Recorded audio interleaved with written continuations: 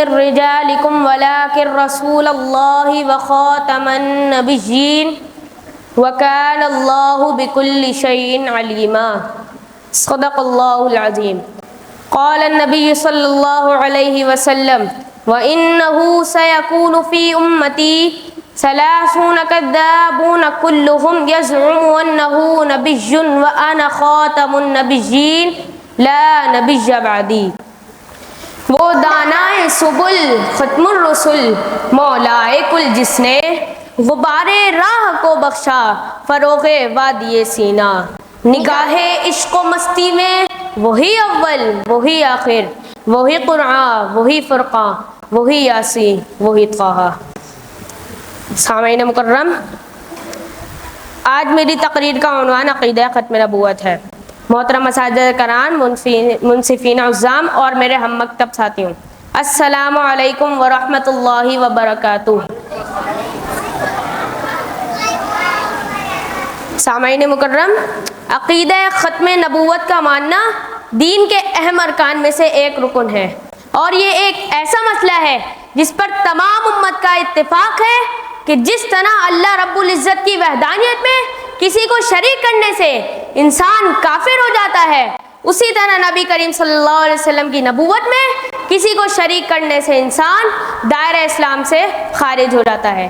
اسی لیے قرآن کریم کی 100 آیات اور حضور اکرم صلی اللہ علیہ وسلم کے 300 فرامین اور بزرگوں کے تقریباً 1500 ارشادات اس پر گواہ ہے کہ آقا علیہ الصلوۃ والسلام کے بعد آپ کی نبوت کی کرسی پر نہ کوئی آیا ہے نہ کوئی آئے گا۔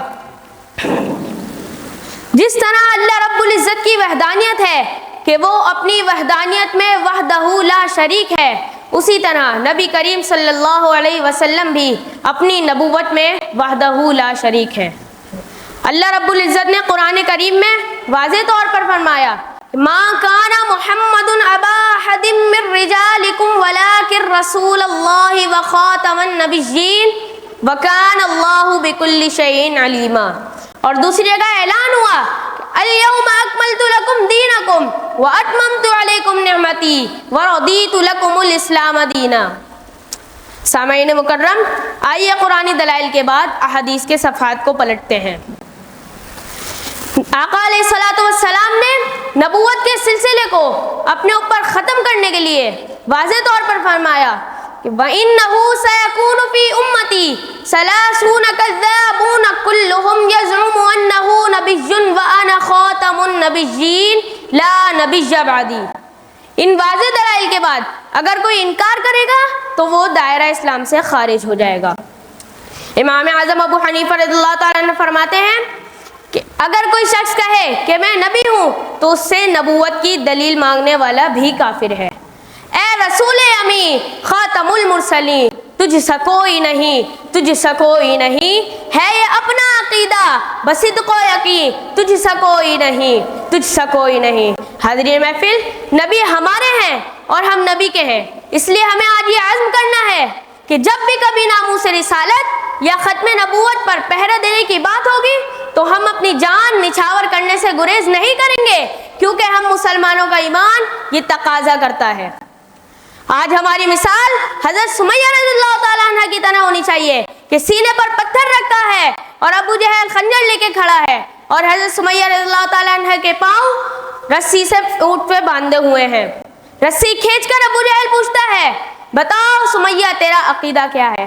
اے مسلمانوں، آج اس بہن کا جواب ذرا غور سے سننا۔ حضرت سمیہ فرماتی ہیں ابو جہل، مجھے محمد کی صداقت پر ناز ہے، میں تیری جرت، طاقت اور خنجر سے نہیں ڈرتی، مار۔ ابو جہل نے چھرا مارا۔ فرماتی ہیں لوگوں گواہ رہنا، میں آج سینہ زور ہو کر زمین پہ چیری جا رہی ہوں، لیکن میرے عقیدے میں کوئی فرق نہیں ہے، میرا خدا بھی ایک ہے اور محمد صلی اللہ علیہ وسلم بھی ایک ہے۔ میں شعر سے اپنی تقریر کا اختتام کروں گا۔ صدا بلندی پہ ہے ختم نبوت کا عالم، صدا بلندی پہ ہے ختم نبوت کا عالم، نہ جھکا ہے نہ جھکے گا ختم نبوت کا عالم، زیر کر پائیں گے کیا زمانے والے اس کو، اللہ نے کیا ہے اونچا ختم نبوت کا عالم، وما علینا الا البلاغ المبین۔